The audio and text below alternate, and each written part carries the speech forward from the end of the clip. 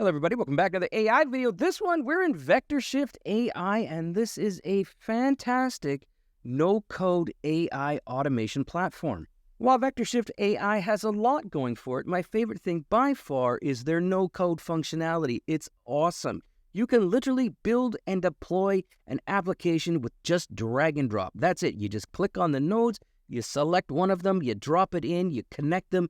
It's that easy. It's absolutely awesome. If you are a coder, maybe you're a Python coder, for example, they do have an SDK and it connects to your favorite IDE and all that stuff. We're not going to cover that, but I want you to know that it is there and it is available. All right, and before we dig into the nuts and bolts here, guys, just quickly off their website, you can see here that they have other amazing things going on. Integrations and automations. I mean, they integrate with pretty much everything. This is just a small snippet. But we're talking all the latest large language models, Notion, HubSpot, Google Drive. It's literally one click to connect, and it also live syncs with your data. Amazing stuff. You can also go ahead and create things like assistants, chatbots, workflow automations. I mean, it's all here. And when you talk about their data, yes, you can connect all different types of data, websites, tables, documents, videos, audio, PDF. It's all here. It's all connectable. And it can be done with no code. Let's dig in. Let's take a look. All right, the next step's an easy one. Head over to their website, VectorShift.ai. Links in the description below. And then simple, click on Login if you have an account. If you don't, click on Get Started. That said, before you click in, I highly recommend you take a look up here at Resources.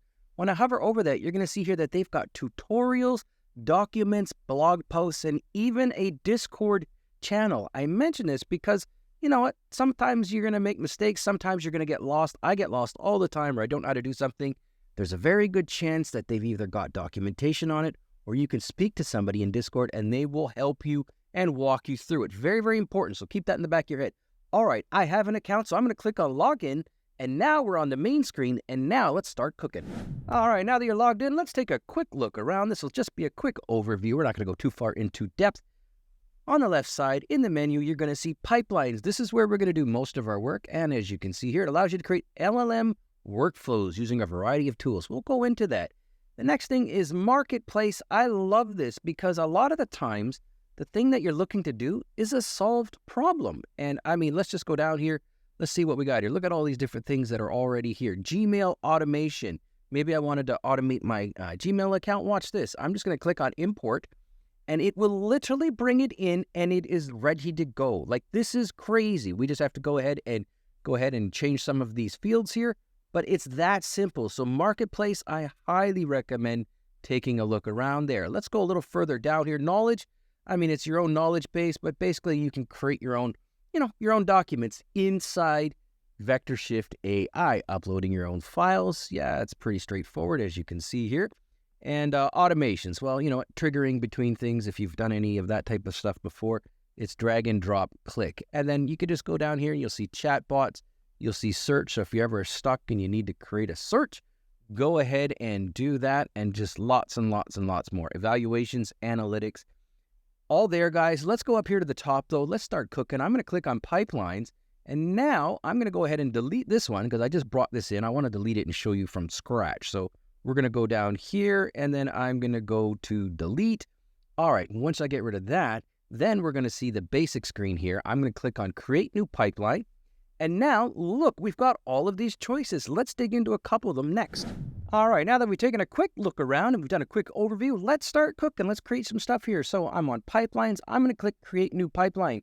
When I do that, you're going to see here there's a whole bunch of pre-built pipelines all nicely organized here on the left side.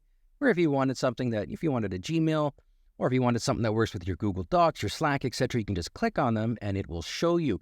That said, we're going to create a basic, and I mean very basic chatbot, because I just want to show you how easy this is to use and configure. It's absolutely wild. So I'm going to click on Basic up here at the top, and I'm going to click on Create Pipeline from Scratch. We're going to create a simple chatbot template, and I mean, it's going to take us 30 seconds. Let's do it. All right, so here we are. We're loaded up here. So let's take a quick look around here. Up here at the top, we've got our menu, and the first one you're under is General. And then underneath them, you're going to see Input, Output, Text, etc. These are essentially nodes, and these are all drag and droppable. So if I grabbed an input like you would want to do, boom, drop it in there. It's right here on the whiteboard. Perfect. I'll just reposition it here, and then maybe I'll zoom in a little bit Yeah, just make it a little bigger here just so it's easier to see. It's that simple to just drop them in here. We're going to connect them in a second here. So there's a whole bunch here. And then if we keep going through the menu, I want to go into too far down the rabbit hole, but large language models, you've got all of these LLMs to choose from.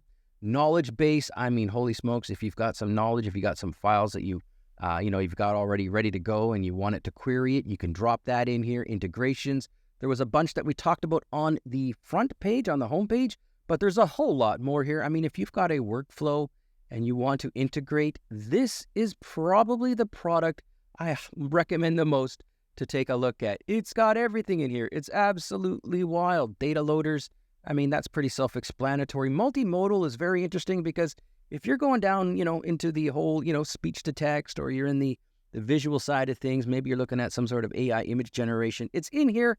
You can go ahead and look at it again, logic and chat. So much to look at. We don't have time for all of that for this video, but let's get into the first one here. So again, we're creating a simple chatbot.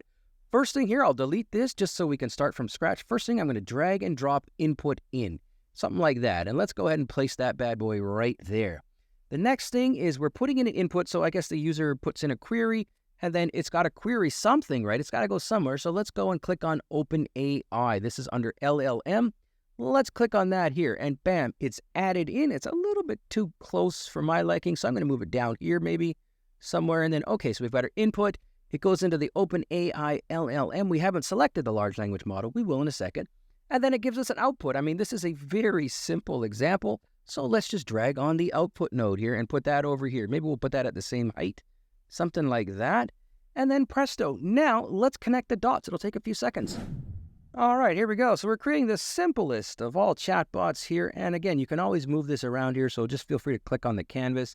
It is literally a whiteboard that is infinitely adjustable. I'm going to move this maybe somewhere around here.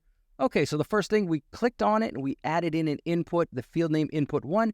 And for type, yes, we want text for this one. But again, do note that you can do files and audio as well. But to keep it nice and simple, we're going to leave it as is. Under system here, this is basically what I want it to say, or basically the instructions I want. And here's what I got here. You answer user question. So if you are unable to, respond with I do not know. That should help with hallucinations, hopefully. And then respond professionally. Very simple instructions. I mean, I wish it was a little more complicated, but I'm just keeping this nice and simple here. And then for prompt, watch this. I can go ahead and click on this insert variable. So I am just going to click on it, and then you'll see here, it's inserted variable. Now, that's not the variable that we want to go with for this one. We're going to go with, what should we call it? User question. So we're going to go user underscore question. That's what we're going to call it there. And boom, we're going to let go. And then presto, we've gone ahead and added in our little variable. It's really that simple, guys. It's crazy. Underneath that, you can see here, we can select our large language model. Keep in mind, we're working with OpenAI, so we're going to get an OpenAI one. And then for this one, I don't know, what are you guys thinking? 4.0, 4.0 mini? 4.0 mini is pretty good, and it's nice and affordable. So we would go and click on that. And if we had a personal API key, we would click that box.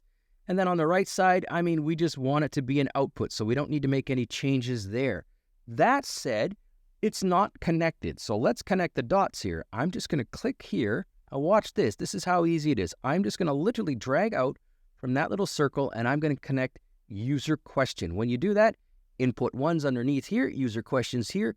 We've connected it. I'm going to click on this one here, and I'm going to connect it to the output. And holy smokes, guys, that is it's pretty much a complete, super simple chatbot. That's all it took to do that. Now, it's one thing to say you created it, but it's another thing to actually test it. Let's see if it works. So I have saved the changes. If I want to export the pipeline, I can, but I want to run it. Let's test it out here. So I'm going to click on that little run button, and then you'll see here, it opens up some options. We've got input. So input one is basically, what's the query? So why did the dog cross the road? I don't know, something silly like that. Okay, then it should go into the OpenAI little LLM option there, and it should give us back a response. Let's go ahead and click on run, see what we get. Why did the dog cross the road? And this should be chicken, but whatever. Oh, look at that, the output, to get to the other side. The classic joke goes to get to the other side. It's humorous play on the expectation of a more complex answer. Holy smokes, guys, that is done. That is awesome. That's exactly what I would have wanted it to say. Guys, what can I say? We created that in seconds here. We did it with drag and drop, no code. It can't get any easier than that. you really gotta take a look at VectorShift AI. It is the real deal. It's easy to use, it's extremely powerful, and guys, a link's in the description below. Let me know what you think of this video in the comment section. Thanks for watching.